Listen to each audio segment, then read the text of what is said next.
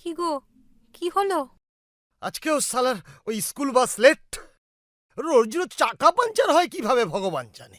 মাথা গরম ছিল, আজ বুবলার সামনেই খিস্তি দিয়ে দিয়েছি। কি যে করো!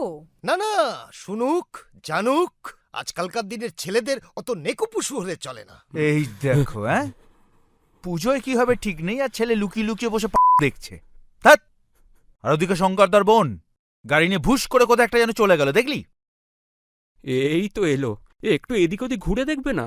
আমেরিকা তো আর চলে যাচ্ছে না। তা ঠিকই বলেছিস। এখন লোকে দীঘা গেলেও আর একদিনের জন্য যায় না, কম করে 2-3 দিন কাটিয়ে তবে আসে। আর ও তো সেই আমেরিকা থেকে এসছে।